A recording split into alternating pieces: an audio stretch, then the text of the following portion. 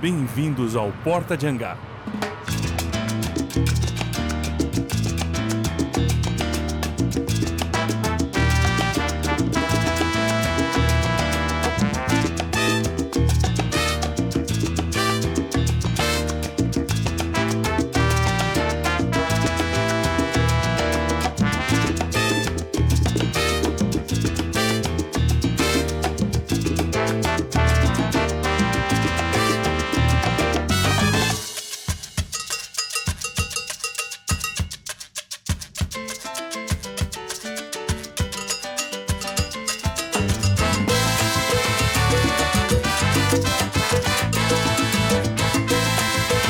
Porta de Hangar, o canal da aviação.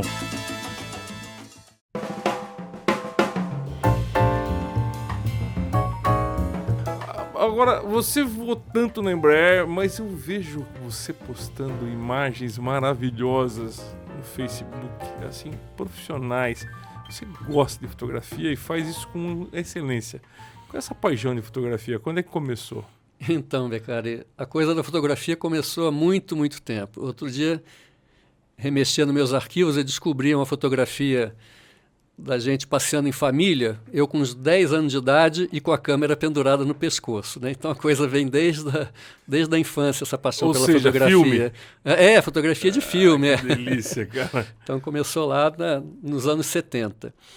Mas quando eu estava morando em Brasília, eu tive contato com um oficial da FAB, que ele era um artista de mão cheia na aviação, chamado Coronel Bombonato.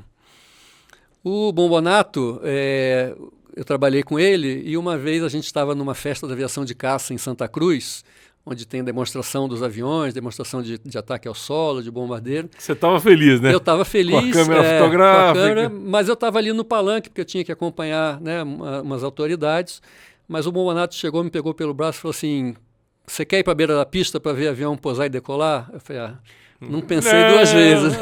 Então eu fui para lá e foi meu primeiro contato com uma pessoa, né, um artista conhecido dentro da Força Aérea. O Bombonato é falecido num acidente aéreo de A1, mas ele é muito conhecido na Força Aérea pelas imagens que ele produziu de fotografia de aviação. Então foi meu primeiro contato e eu comecei a gostar. Depois, quando eu cheguei na Embraer, a empresa tinha esse protocolo de fazer voos de foto sempre que saía um primeiro avião de um novo cliente, e ela chamava, né, fotógrafos renomados como você, né? E nós tivemos a oportunidade de fazer alguns voos de fotografia. Sempre que eu sabia que tinha cliente novo ali, avião para sair para voo de produção com cliente novo, eu já ia lá para o escalante de voo para falar assim, vem cá, vai ter voo de foto? Me coloca nesse voo de foto aí que eu quero participar também. Então foi um prazer muito, muito grande em termos dessa paixão, desse hobby.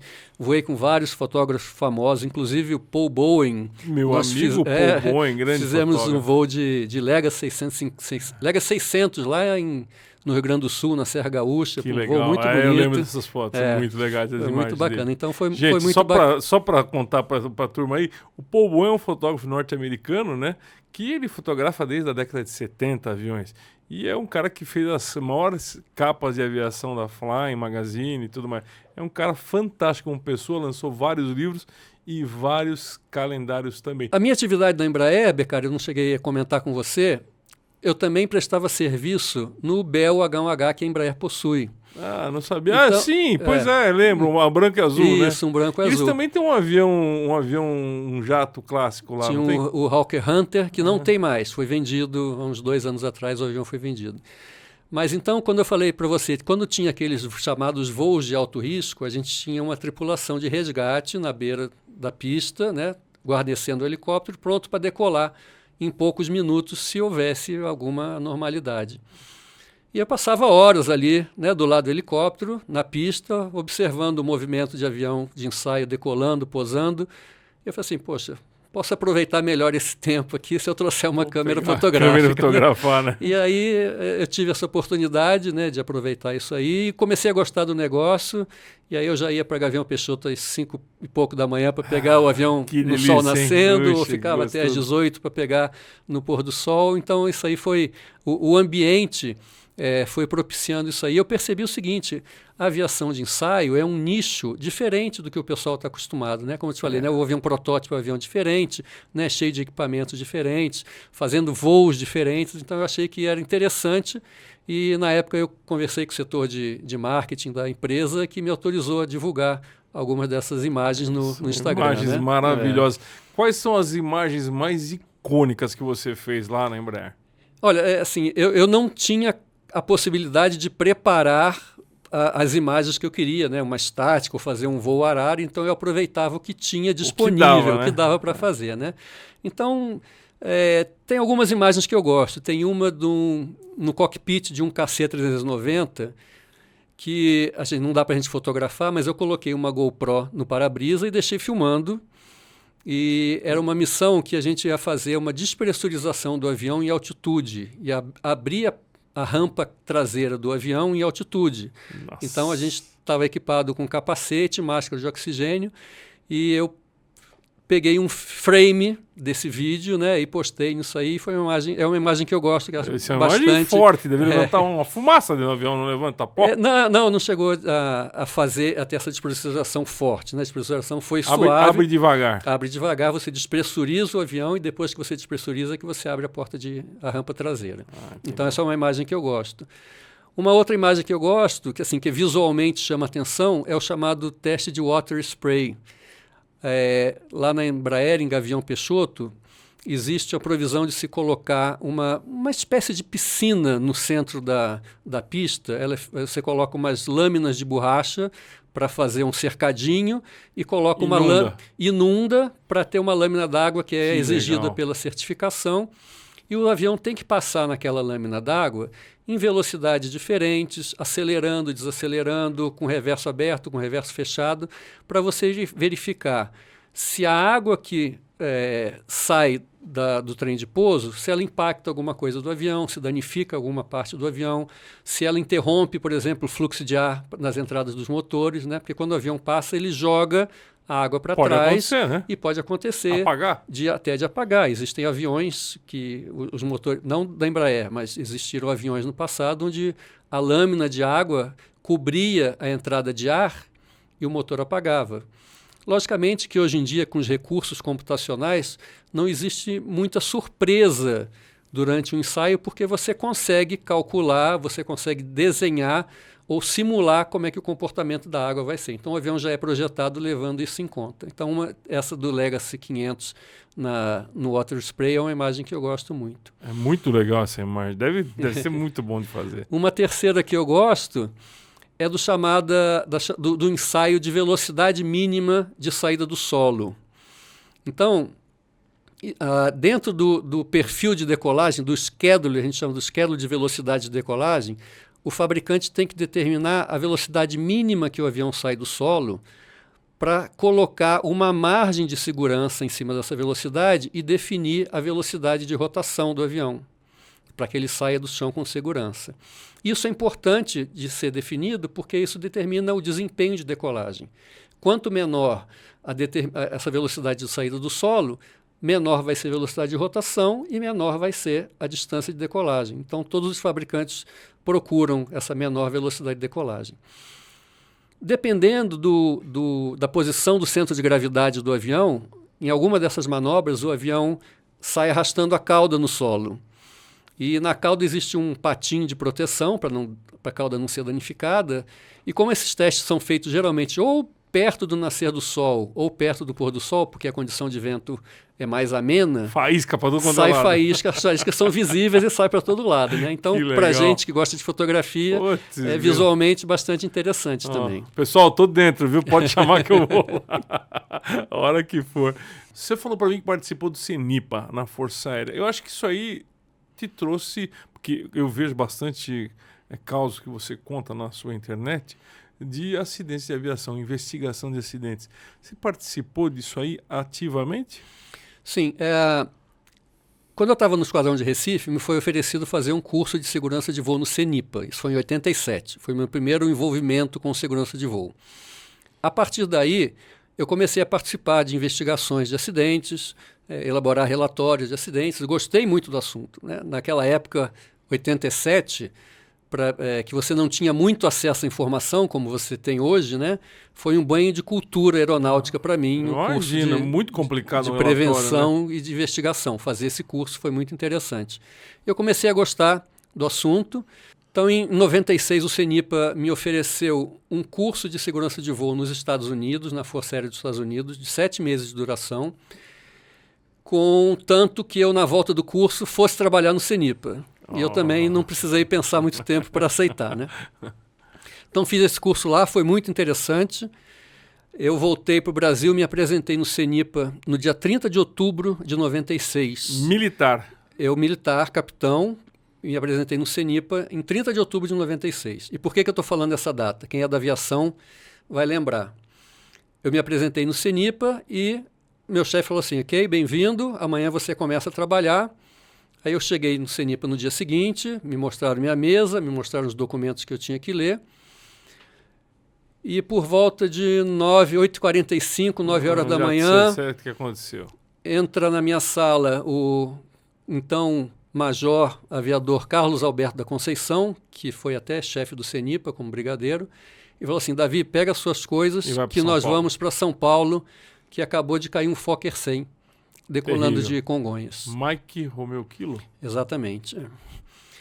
Então, eu fui para São Paulo junto com o Major Carlos e nós integramos uma comissão de investigação de acidente do Fokker 100, voo 402, que tinha se acidentado. Foi o primeiro trabalho seu?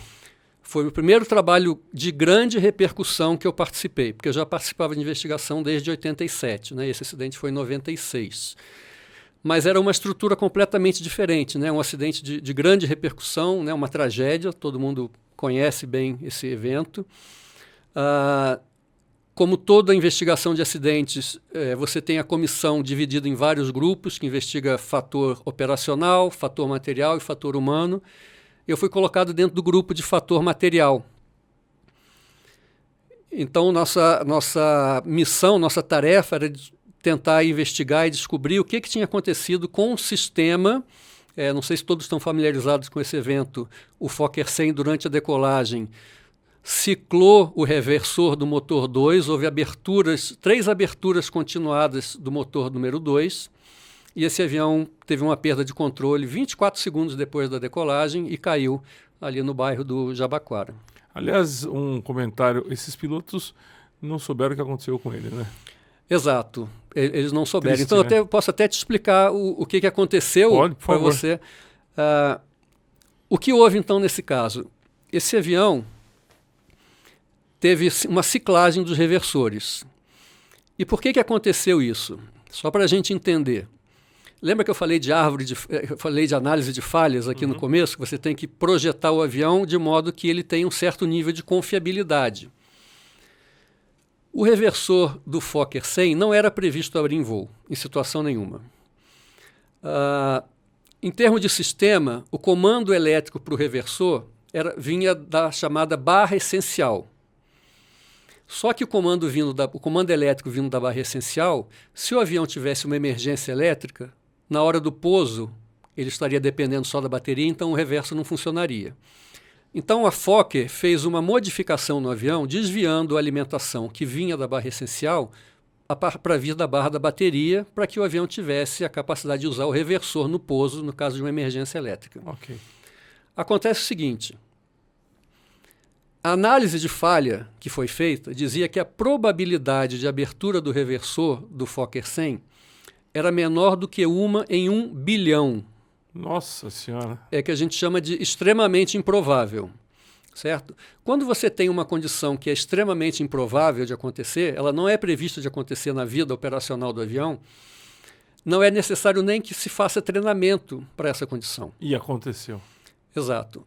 Inclusive, a própria TAM tinha feito um pedido para a Fokker, mandado uma carta para a Fokker perguntando sobre procedimentos no caso de abertura em voo, e a Fokker respondeu que aquela era uma condição declarada como extremamente improvável, com uma probabilidade de acontecer menor do que 1 em 1 bilhão, e que, por requisito, nem precisaria ser treinada.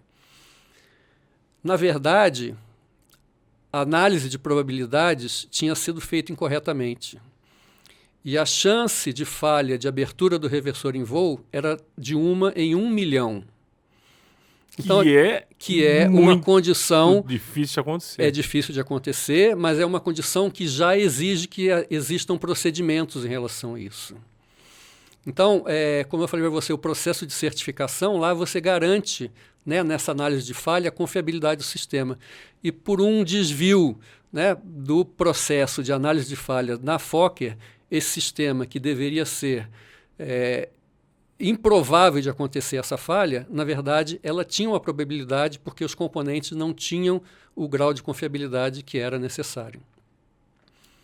Então, a falha era prevista de acontecer. Isso foi identificado no aspecto de fator material. O aspecto seguinte é o aspecto do fator operacional. O que aconteceu com o Fokker 100? Durante a corrida de decolagem, um outro requisito que acontece para a aviação é o seguinte: se o reversor abrir, o motor não pode estar acelerado, o motor tem que estar em marcha lenta. Então tem que existir um dispositivo qualquer que desacelere o motor. Você tem hoje nos motores que tem FADEC, essa desaceleração é comandada eletronicamente. O Fokker, que era um avião da década de 80, ele tinha uma ligação física, mecânica, entre a manete e a concha do reversor. Era um cabo. Um cabo. Quando o reversor ciclou na corrida de decolagem, quando ele abriu, a manete veio para trás. Esses pilotos, durante o táxi, já tinham percebido que o avião estava com um problema de autothrottle, que não é restritivo para o voo. Se você não está com o autothrottle funcionando, você acelera o avião manualmente. Então, eles tinham essa informação que o avião estava com problema de autothrottle. Durante a corrida de decolagem, o reversor do motor 2 abriu, ele puxou o cabo e puxou a manete do motor 2 para trás. O piloto viu aquela manete para trás e empurrou para frente. Empurrou para frente segurando as duas. O reversor fechou e abriu de novo. Quando ele abriu de novo, ele trouxe a manete para trás e provavelmente a mão do piloto nas duas manetes trouxe as duas manetes para trás também. O piloto segurando as duas. Então isso já degradou o desempenho do avião que tinha acabado de sair do solo. O piloto levou as duas manetes para frente outra vez. O reverso ciclou uma terceira vez, e nessa terceira vez que o reverso ciclou, talvez pelo fato do piloto ter mantido a manete na posição toda avançada, houve a desconexão do cabo que fazia a redução da tração. Ou seja, foi feita uma força muito grande para acontecer isso. Né? E na verdade o que aconteceu? O reverso abriu e os motores estavam todos acelerados. Então você tinha um motor esquerdo fornecendo o máximo tração para frente e o motor direito fornecendo a máxima tração em reverso, com o avião a baixa velocidade, a baixa altura, acabando de sair da pista. E isso provocou uma perda de controle em voo e o avião, né, acabou caindo em cima do bairro do Jabaquara. Uma tristeza, uma tragédia enorme. O que é chegar num lugar desse? Você chegou com um acidente fresco. Sim. Eu acho que uma das coisas que é ruim para quem investiga é que muita gente deve ter mexido nesses destroços. E o que é chegar num lugar desse? Depois que você tem um acidente, você tem várias prioridades, né? Uma sequência de prioridades. A primeira é atender os sobreviventes, a segunda é retirar os corpos das vítimas e a terceira seria preservar os destroços. Só que um acidente dentro de área urbana, onde você tem muitas instituições trabalhando simultaneamente... Polícia, Defesa Civil... companhia de energia elétrica, né, querendo restaurar a luz. Então, havia uma urgência das instituições de retomar a vida normal e os destroços do avião foram muito remexidos. Então, a gente perdeu muitas evidências. Eu, especificamente, fui em lixão atrás de peças do Fokker 100, porque várias peças do avião foram retiradas de escavadeira, colocadas em caminhão e levadas para lixão, junto com destroços, com casas. Então foi um trabalho bastante dificultado porque as evidências não estavam acessíveis no primeiro momento. Então é bastante difícil, sem contar, logicamente, a parte da perda de vida humana que você tem, assim, assaltando a gente, né, naquele momento do acidente. Ou seja, tem que ter um pouco de estômago também, não é fácil, né? Tem que ter um pouco de estômago, não é fácil não, Beca. Então, além desse acidente terrível que aconteceu com o Fokker 100, qual o outro que você investigou? Beccari, como eu te falei, né, quando eu cheguei na Embraer, os meus primeiros 3 anos, 4 anos na Embraer, eu estive na seção de segurança de voo e também no ensaio em voo. E eu auxiliava a seção de segurança de voo principalmente nos aspectos operacionais e ações iniciais no local do acidente. Então, eu tive num acidente com o Embraer 120 na Espanha, em Bilbao, na Espanha, de uma 120 empresa... é o Brasília? É o Brasília, uma empresa chamada Ibertrans, que colidiu com o terreno durante a aproximação. Mas um que me chocou bastante foi um evento com o Embraer 120 Brasília, que estava fazendo uma aproximação para Manaus, em 2004. Esse avião estava vindo para aproximação para interceptar já o curso do localizador, mas aí houve a ocorrência de um avião ambulância transportando enfermo que tinha prioridade para pouso. O controle instruiu esse Brasília para fazer um desvio momentaneamente, enquanto o avião ambulância pousava. Nada demais. Nada demais, procedimento normal. E quando instruiu o Brasília novamente para interceptar o curso localizador e descer para 2.000 pés interceptando o curso localizador noturno, né, sobre a selva amazônica, eles perderam contato com o avião. Oxi. O que aconteceu foi que esse avião ultrapassou a altitude mínima que tinha sido autorizada e entrou voando na selva amazônica. Nossa, não perceberam? Não perceberam. Esse é um acidente que tem uma forte componente operacional, de comportamento dos tripulantes, de execução de procedimentos, de desvio de procedimentos. E foi muito chocante porque esse avião colidiu com a selva numa velocidade altíssima, na faixa de 250 nós. Nossa. Estava com 33 pessoas a bordo. Não sobra nada. E não sobra nada.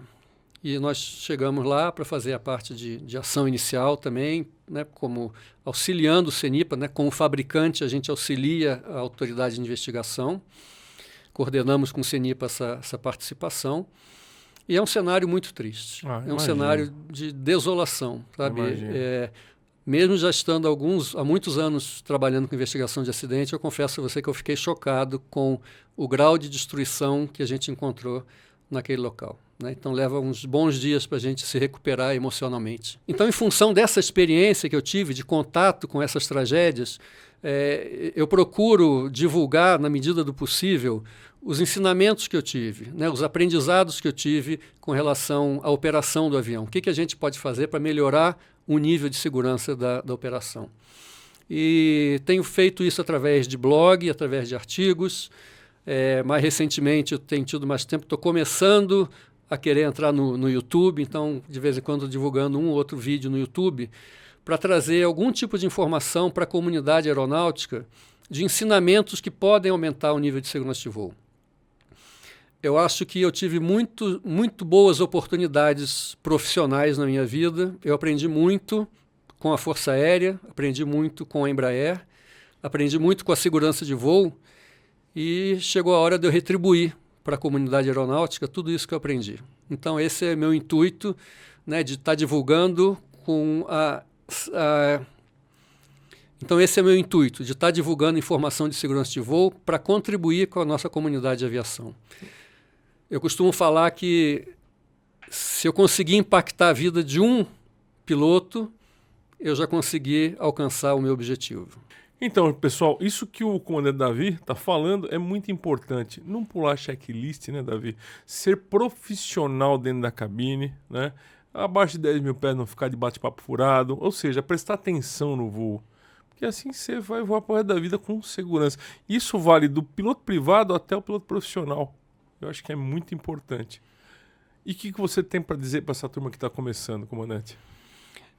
No aspecto de segurança de voo, Beccari, eu acho importante frisar isso que você falou, né? Os procedimentos de segurança, eles existem para nos proteger. Ninguém inventa norma de segurança só para inventar norma. Então, os procedimentos eles estão escritos e estão evoluindo para aumentar o nosso nível de segurança na operação, seja no aspecto de operação, seja no aspecto de produção do equipamento, né, da fabricação e do projeto do equipamento.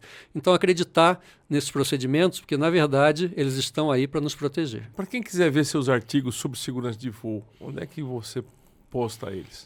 Beccari, eu tenho um blog, chama Cultura de Segurança de Voo, pode botar lá que no Google aparece. E estou com um canal do YouTube iniciando agora, que está no meu nome, Davi Branco Filho. Também tem alguns videozinhos educativos na parte de segurança de aviação. Aí, pessoal, vamos acompanhar, vamos lá, dar o like, se inscrever no canal do Davi Branco Filho. Você vai aprender bastante coisa e é importante. Davi, obrigado pela participação no Pode Hangar, foi muito bom. Obrigado, Valdir, pela ajuda. Obrigado, Vitão, pela sua paciência. E meu amigo Led Santos, que está aí sempre com a gente, ajudando a aviação também. Vai lá, visita o canal dele, canal Led Santos, é muito bacana. É um canal interessante, muito voo, muita explicação, vale a pena assistir. Aproveitando, falar aqui para vocês, Badá Lucina do Pode Hangar, divide essa matéria importantíssima pra gente. Um abraço a todos, valeu!